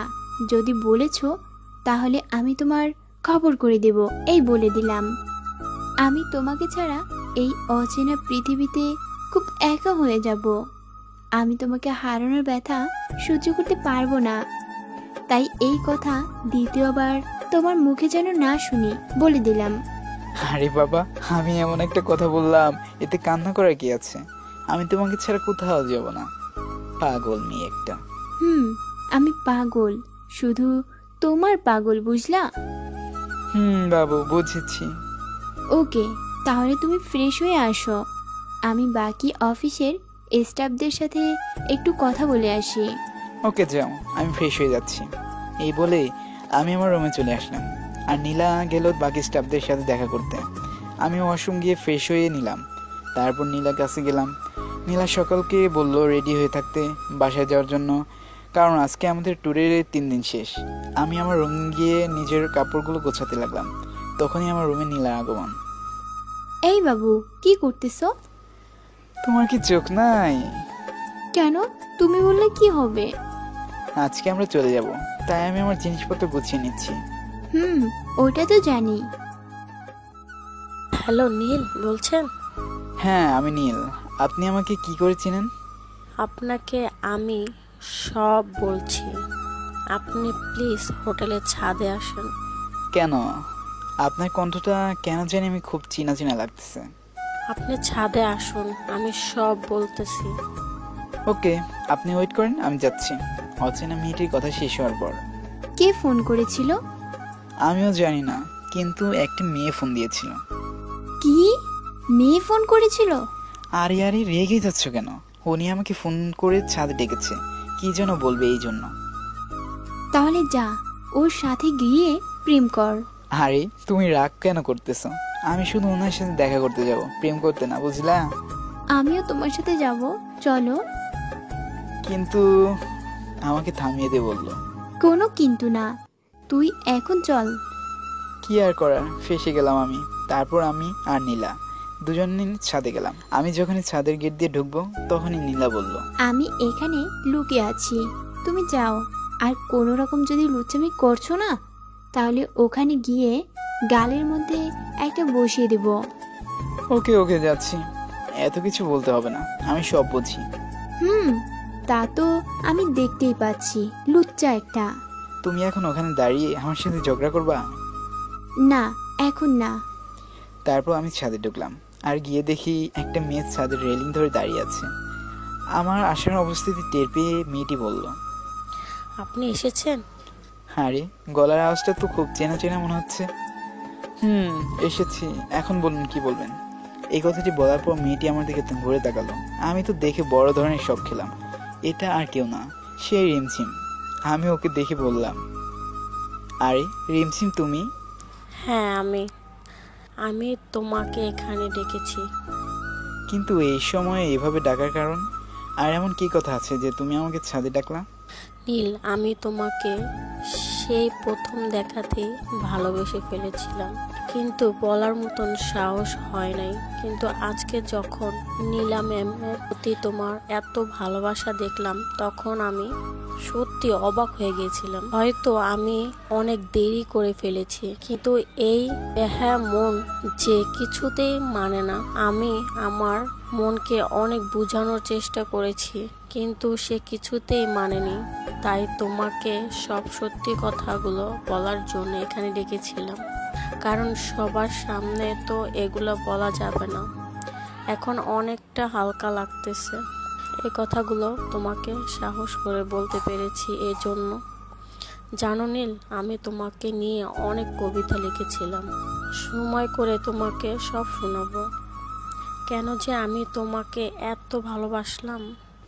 আমি আগে থেকেই বুঝতে পেরেছিলাম যে তুমি আমাকে ভালোবাসো। কিন্তু রিমঝিম, ভালোবাসা হচ্ছে দুটো মনের মিলনের মাধ্যমে হয়। আমি আর নীলা একে অপরকে খুব ভালোবাসি। আর বড় কথা হলো, কালকে আমরা গিয়ে আমাদের পরিবারকে সব জানাবো। তুমি চাইলে আমাদের বেস্ট ফ্রেন্ড হয়ে থাকতে পারো। তুমি কি সব সময় আমার বিপদ আপদে আমার পাশে থাকবা, একজন ভালো বন্ধুর মতো? অবশ্যই থাকবো। নীল, তুমি কি আমার একটি ইচ্ছে পূরণ করবা প্লিজ? আচ্ছা বলো, কি ইচ্ছে? আমি তোমাকে শুধু একবার জড়িয়ে ধরতে চাই। কিন্তু শুধু একবার নীল। আমাকে আর কিছু বলতে না দিয়ে আমাকে এসে জড়িয়ে ধরলো। এদিকে আমাকে রিমঝিমকে জড়িয়ে ধরেছে। এটা দেখে নীলা একদম রেগে আগুন। নীলা এসব না দেখতে পেরে চলে গেল, কারণ ওখানে আর কিছুক্ষণ থাকলে ও কি যে করতো সে নিজেও জানে না। এই ছাড়ো, নীলা এখানে আছে। সরি, আসলে নিজেকে সামলাতে পারিনি। এখন নিচে চলো। তারপর আমি আর রিমঝিম নিচে গেলাম। নিচে যাওয়ার পর রিমঝিম গেল ওর রুমে, আর আমি গেলাম আমার রুমে। যেটাই ভয় করতেছিলাম ঠিক সেটাই হলো। নীলা আমার রুমে হাতে একটা লাঠি নিয়ে বসে আছে। আমাকে রুমে আসতেই দেখে বলল, আসো, তোমার জন্যই অপেক্ষা করছিলাম। মনে হয় আজকে কপালে দুঃখ আছে। কি কথা কি কানে যায় না? তুমি এখানে কেন? আমাকে দেখে অবাক হওয়ার কি আছে? না মানে কিছু না। এদিকে আসো। না মানে আমাকে আর কিছু বলতে না দিয়ে নীলা আমাকে এক ধাক্কায় বিছানায় ফেলে দিল আর বলতে লাগলো, তুই ওকে কেন জড়িয়ে ধরেছিলি? আমি ইচ্ছে করে করিনি, ওই তো আমাকে জড়িয়ে ধরে বলল। তাই বলে কি তুই ওকে জড়িয়ে ধরবি? আমি স্পষ্ট নীলার চোখের কোণে পানি দেখতে পাচ্ছি। এই মেয়েটির চোখে যে এত পানি কোথা থেকে আসছে আমি নিজেও জানি না। আরে তোমার চোখে পানি কেন? চুপ কুত্তা, এখন আমাকে কাঁদিয়ে বলছিস আমার চোখে পানি কেন? আচ্ছা বাবা, আমি তোমাকে ছাড়া আর কোনোদিন কাউকে জড়িয়ে ধরবো না, ওকে? না, আমি আজকে তোমার কোনো কথা শুনবো না। কেন? তোমাকে শাস্তি পেতে হবে। আচ্ছা বলো, কি শাস্তি দিবা আমাকে? তারপর নীলা যা বলল, একটা কাজ করতে হবে। কি কাজ বলো, আমি করতে রাজি আছি। কাল তুমি তোমার আম্মুকে নিয়ে আমার বাসায় আসবা। কেন? আম্মুকে নিয়ে কেন আসবো? কারণ আমি তোমাকে নিজের করে পেতে চাই। কোনো তৃতীয় পক্ষ এসে তোমাকে নিয়ে যাবে তা আমি কিছুতেই হতে দিব না, বলে দিলাম। তাই তুমি কালই আমাদের বাসায় আসবা। আমি আমার আব্বুকে সব বলে দিছি। তুমি তোমার আব্বুকেও সব বলে দিছো? বলেছি, এতে অবাক হওয়ার কি আছে? ওকে বাবা, যাব। এখন খুশি তো? এখন রেডি হয়ে নাও। আমাদের এক্ষুনি একটি বাস এসে নিয়ে যাবে বাসায় যাওয়ার জন্য। ওকে, তুমি তাহলে যাও, আমি ফ্রেশ হয়ে নেই, তারপর সব গুছিয়ে নেব। ওকে, আমি যাচ্ছি, কিন্তু একটা কথা মাথায় রাখিও, ওই নীলা থেকে দূরে দূরে থাকবা। ওকে আমার একদম পছন্দ না। ওকে বাবা, এখন যাও, আমি ফ্রেশ হব প্লিজ। মনে যেন থাকে। ওকে, তাহলে ফ্রেশ হও, আমি যাচ্ছি। এই বলে নীলা চলে গেল। কিন্তু যাওয়ার সময় একবার চোখ মেরে চলে গেল। মেয়েটার মাথায় সবসময় শয়তানি বুদ্ধি ঘুরপাক করে। আমি তো কিছুই বুঝতে পারি না সে কখন কি করে। আমি আর কিছু না ভেবে ওয়াশরুমে চলে গেলাম। ফ্রেশ হওয়া শেষে আমি আমার সকল কিছু গুছিয়ে নিলাম আর নীল একটা পাঞ্জাবি পরে নিলাম। তখনই নীলার ফোন। ওই তুমি কোথায়? তাড়াতাড়ি আসো, আমি অপেক্ষা করতেছি। ওকে, তুমি 2 মিনিটে থামো। আমি ফোনটা কেটে দিয়ে নিচে গেলাম আর নীলার কাছে গেলাম। আমি এতক্ষণ ধরে বুঝতে পারি নাই যে নীলা এতক্ষণ আমার দিকে তাকিয়েছিল। আমি তো বুঝলাম যে এভাবে তাকিয়ে থাকার কারণ কি। আমি বললাম, আরে আমি কি ভূত? যেভাবে তাকিয়ে আছে মনে হচ্ছে গিলে খাবা। নীল, তোমাকে নীল রঙের পাঞ্জাবিতে অনেক সুন্দর লাগছে। আমি ওটাই দেখছিলাম। হয়েছে, এখন চলো, না হলে দেরি হয়ে যাবে বাসায় ফিরতে। চলো। তারপর আমি আর নীলা বাসের ভিতর গেলাম। বাসের ভিতরে গিয়েও সে একই কাহিনী। বাসের ভিতরে সবাই আমাদের দিকে তাকিয়ে আছে। আমিও এতক্ষণ নীলার দিকে একদম তাকাইনি। নীলাও একটি নীল শাড়ি পরেছেন, এই জন্য আমার আর নীলার দিকে সবাই এইভাবে তাকিয়ে আছে। অবশেষে একজন বলে উঠল, আপনাদের দুজনকে খুব ভালো লাগছে, যা ভাষায় প্রকাশ করা সম্ভব না। আমরা একদম নীরব হয়ে গেছি, কি বলবো কিছু ভেবে পাচ্ছি না। আমরা আর কিছু না বলে বাসের সিটে বসে পড়লাম। বাস চলছে তার আপন গতিতে। আমি আর নীলা টুকিটাকি কথা বলতেছিলাম। এমন সময় নীলা বলল, নীল, আমার না খুব ঘুম লাগতেছে।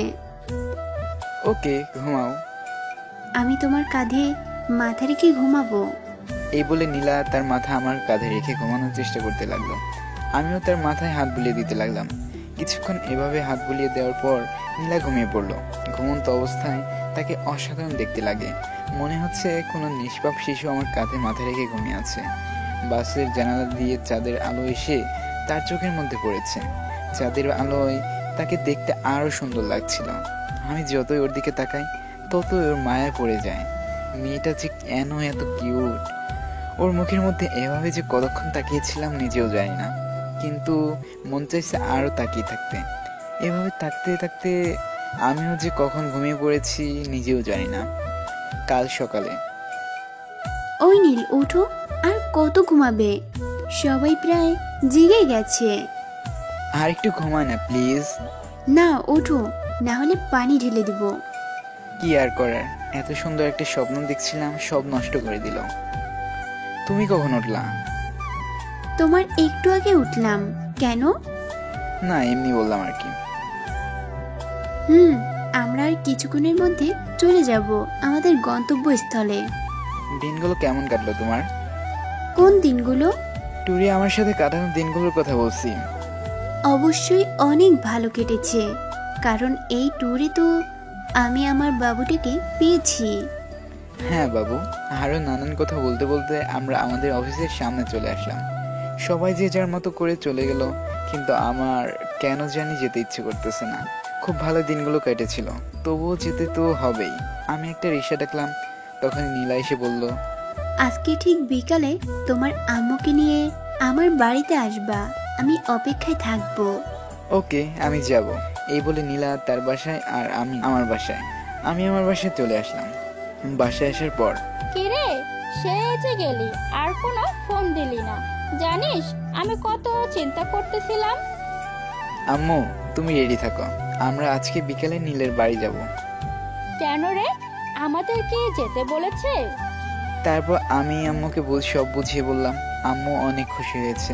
আম্মু নীলাকে খুব পছন্দ করেছে। ওখানে এত কিছু হয়ে গেল, আমাদের বলাটা কি তুই প্রয়োজন মনে করিসনি? আসলে ওইরকম সময় পাইনি। তুই তো দেখছি তলে তলে অনেক দূর পর্যন্ত চলে গেছিস। আমার কান টেনে বলল, আরে আম্মু তুমিও না। হয়েছে, প্রেম করার সময় এত লজ্জা করে নাই, আর এখন লজ্জা করতেছে। দিব একটা কানে নিচে, এখন যা। কে থাকবে ওখানে মায়ের খাওয়ার জন্য? আমি আম্মুর কাছ থেকে চলে আসলাম। তারপর রুমে এসে বিছানায় গায়ে দিয়ে দিলাম। বিকালে আমি ঘুম থেকে উঠে ফ্রেশ হয়ে নিচে গেলাম। নিচে গিয়ে দেখি আম্মু নিচে বসে আছে। আমাকে দেখে বলল, কি রে, তোর কি হলো? আম্মু চলো। তাড়াতাড়ি চল, সন্ধ্যা হয়ে গেল তো। চলো। তারপর আমি আর আম্মু বেরিয়ে পড়লাম নীলার বাড়ির উদ্দেশ্যে। আমরা নীলার বাড়িতে যখন ঢুকতে যাব তখন কে যেন নীল বলে উপর থেকে চিল্লিয়ে উঠলো। আমি উপরে তাকিয়ে দেখি যে নীলা আমার নাম ধরে ডাকছে। তারপর সে দৌড়ে নিচে এসে দরজা খুলে দিল। দরজা খোলার পর, আন্টি আসসালামু আলাইকুম। ওয়ালাইকুম আসসালাম, কেমন আছো মা? জি আন্টি, ভালো আছি। আপনি কেমন আছেন? আলহামদুলিল্লাহ ভালো আছি। আর শোনো, এখন থেকে মা বলে ডেকো, কেমন? জি অবশ্যই ডাকবো। লজ্জায় একদম লাল হয়ে গেছি। আরে আমাদের কি বাইরে দাঁড়িয়ে রাখবা নাকি? ভিতরে আসতে বলবা না? এই কথাটা বলার সাথে সাথে নীলা আমার দিকে রাগী দৃষ্টিতে তাকালো। ওর এই অবস্থা দেখে আমি আমার হাসি আটকাতে পারছি না। নীলা তবুও নিজেকে সামলে নিয়ে বলল, ওরে কুত্তা, বিয়েটা হোক, তারপর আমি তোকে দেখে নেব। না না, আসো ভিতরে আসো। আমি জানি মিস নীলা, আপনি আমাকে গালি দিচ্ছেন। চলো আম্মু। আমরা ভিতরে গিয়ে একটা সোফায় বসলাম। কিছুক্ষণ পর নীলা ও তার আব্বু আম্মু আসলো। তারা আমাদের সামনের সোফাটিতে বসে পড়লো আর নীলা আমার পাশে বসলো। এটা দেখে নীলা আম্মু আর আব্বু মুচকি হাসছেন। তখনই নীলার আব্বু বলতে লাগলো, তুমি তাহলে সেই নীল? জি আমি সেই নীল। তোমার কথা আমি আমার মেয়ের মুখে অনেক শুনেছি, কিন্তু আমি যা মনে করেছিলাম তুমি তার থেকেও অনেক ভালো। বাবা, তুমি কি পারবে আমার এই পাগলি মেয়েটাকে সামলে রাখতে? আঙ্কেল, সব সম্পর্কের মধ্যে কষ্ট থাকে, কারণ কষ্ট করা ছাড়া মানুষের মূল্য বোঝে না, আর কষ্ট ছাড়া সুখই কখনো সম্ভব না। আর যদিও কষ্ট ছাড়া সুখ পাওয়া যায়, তবে সেই সুখ বেশি দিন স্থায়ী হয় না। আমাদের মহান আল্লাহ তাআলা কষ্টের পরে সুখ রেখেছেন। তবে আমি আপনাকে এতটুকু বলতে পারি যে আপনার মেয়ে কোনো রকম কষ্ট আমি হতে দেব না। তার চোখ দিয়ে এক ফোঁটা পানিও আমি ঝরতে দেব না। তাকে আমি ভালোবাসা দিয়ে আগলে রাখবো। তাকে কোনো রূপ কষ্ট দেব না, সবসময় সুখী রাখবো। বাবা, তোমাকে অনেক ধন্যবাদ। তুমি আমাকে সম্পূর্ণ চিন্তামুক্ত করলে। আমি তোমার মতোই একটা যোগ্য ছেলে খুঁজছিলাম। বলতে হবেই, আমার মেয়ের পছন্দ খারাপ না। জি আঙ্কেল। তাহলে আমরা আগামী 3 দিনের মধ্যে বিয়ের কাজ সেরে ফেলি। তাড়াতাড়ি হলেই ভালো হয়। বাবা, আমার নীলের সাথে একটু কথা আছে। কি কথা বলো? না, সবার সামনে বলা যাবে না। তুমি আমার সাথে চলো রুমে। ওকে চলো। আমি নীলার পিছনে পিছনে ওর রুমে গেলাম। তারপর নীলা হঠাৎ করে রুমের দরজাটা বন্ধ করে দিল। আরে দরজা কেন বন্ধ করলা? আঙ্কেল আর আন্টি কি মনে করবে? চুপ কর কুত্তা, অনেক পালিয়ে বেরিয়েছিস, এখন তোকে আমি আর ছাড়ছি না। এই বলে আমার উপর ঝাঁপিয়ে পড়লো। আমি তাকে ছড়ানোর অনেক চেষ্টা করলাম, কিন্তু কিছুতেই পারলাম না, কারণ ও আমাকে শক্ত করে জড়িয়ে ধরে আছে। অবশেষে আমি তার কাজে রেসপন্স দিতে লাগলাম। নীলা শিকারের চোখের মতো করে আমার দিকে তাকিয়ে আছে। মনে হচ্ছে এখনই বুঝি আমার শিকার করবে। নীলা তার ওই ঠোঁট দুটো নিয়ে আমার ঠোঁটে জোড়া চেপে ধরলো। প্রথমে খুব ভালো লাগছিল, কিন্তু পরে আমার দম বন্ধ হয়ে আসছিল। 10 মিনিট পর আমাকে ছেড়ে দিল। দুজনে হাঁপাচ্ছি। ওই, এইটা কি হলো? ভালো লাগেনি? আচ্ছা আসো, আর একটা দেই। না হয়েছে বোন, আর দিতে হবে না, মজা করে বোন বললাম। ওরে কুত্তা, কি বললি? আর 3 দিন পর বউ হব, আর এখন বোন বলছিস? তবে রে। কে থাকবে ওখানে? আমি তো থাকবো না ভাই। কিছুক্ষণ পর আমরা চলে আসলাম। আমাদের বিয়ের কার্যক্রম শুরু হলো। সব কেনাকাটা শেষ করে দেখতে দেখতে গায়ে হলুদ শেষ। আজকে আমাদের বিয়ের বাসায় অনেক আয়ের লোকজন। সবার মাঝে একটা ভালো লাগা কাজ করছে, কিন্তু আমার মাঝে এক অজানা ভয় কাজ করতেছে। দেখতে দেখতে সেই মূল্যবান সময় এলো। আমি নীলাকে বিয়ে করলাম, বিয়ে করে নিয়ে আসলাম। আমি একটা জিনিস দেখে অবাক হলাম যে নীলা আসার সময় কোনো কাঁদলো না। আমি ছাদে দাঁড়িয়ে আছি আর ভাবছি আজকে কি হয়ে গেল। কিছুদিন আগে প্রেমিক প্রেমিকা ছিলাম, আর আজকে স্বামী স্ত্রী। কেন জানি এই চেনা রুমটাতে ঢুকতে ভয় করতেছে। তবুও ছাদ থেকে নেমে বুক ভরা সাহস নিয়ে আমি রুমে ঢুকলাম। ঢুকে দেখি নীলা বড় একটা ঘোমটা দিয়ে বসে আছে। আমাকে দেখে দৌড়ে এসে আমার পায়ে ধরে সালাম করলো। আমিও তাকে উঠিয়ে আমার কোলে তুলে নিলাম। এই কি করছো? পড়ে যাবো তো। কেন, আমার উপর কি তোমার বিশ্বাস নেই? আমার নিজের থেকেও বেশি বিশ্বাস করি তোমাকে। আমি ওকে নিয়ে গিয়ে বিছানায় বসালাম আর ওর ঘুমটা তুলে দিলাম। নীল, আমি তোমার বুকের উপর মাথা রাখতে পারি? আরে পাগল, এটার জন্য কি আমার অনুমতি নিতে হবে? তারপর নীলা আমার বুকের উপর মাথা রাখলো। আমার কিছু শর্ত আছে, সেগুলো তোমাকে মানতে হবে, পারবা? হ্যাঁ বলো। তাহলে শোনো, 1 নম্বর, আমাকে ছাড়া অন্য কোনো মেয়ের সাথে কথা বলবা না। 2 নম্বর, আমি রাগ করলে আমাকে জড়িয়ে ধরে কিস করতে হবে। 3 নম্বর, আমাকে ছেড়ে কখনো যাবা না। আমি তোমার সব শর্তে রাজি। তাহলে আমাকে এখন আদর করো। আমি আদর করতে পারি না তো। চুপ শয়তান, এখন আদর করতে পারো না? নীল, আমি তোমার কাছে আরো একটি জিনিস চাই, আমাকে দিতে পারবা? বলো। আমার না ছোট্ট একটা নীল চাই। এটা বলার পর একদম লজ্জায় লাল হয়ে গেল। না, আমার ছোট্ট একটা নীল আছে। না, আমার ছোট্ট একটা নীল চাই। ওকে বাবু, তাহলে চলো আমরা আমাদের ক্রিকেট টিম গঠন করার কাজ শুরু করি। এরপর কি হলো সেটা আপনাদের বা আমাদের না জানলেও চলবে। চলুন এখান থেকে চলে যায়।